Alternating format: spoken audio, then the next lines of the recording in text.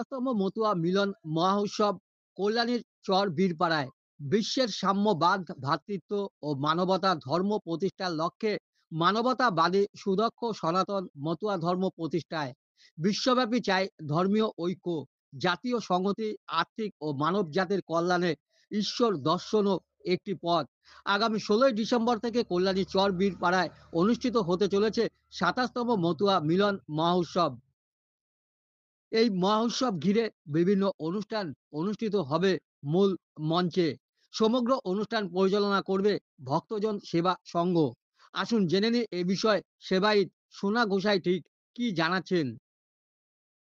জয় জয় শ্রী সীতা মোরাকান্তের জয়, জয় ভক্তবৃন্দের জয়, জয় বাবা মনীষাদের জয়।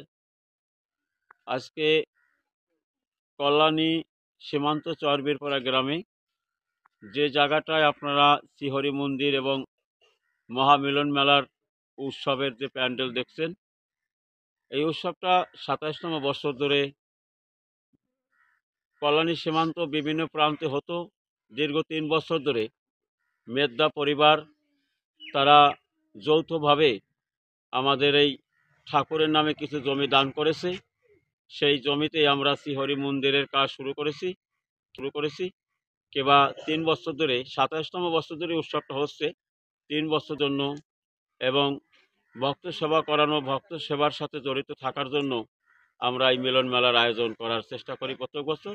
এবারও আসছে ১৬ই ডিসেম্বর, ৩০শে অগ্রহায়ণ সোমবার থেকে পরপর ৩ দিন ব্যাপী দল আগমন, মঙ্গলবারে কবিগান, বুধবারে শ্রীহরি নীলাকীর্তন এবং ভারতবর্ষের রাজ্যের বিভিন্ন প্রান্ত থেকে ভক্তরা এখানে আসবেন। আমরা আয়োজন করার চেষ্টা করছি। জয় হরি বল। আপনার নাম? আমার নাম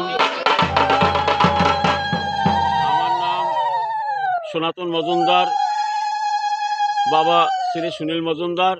ভক্তরা আমাকে সোনা গোসাই বলেই জানেন। জয় হরি বল।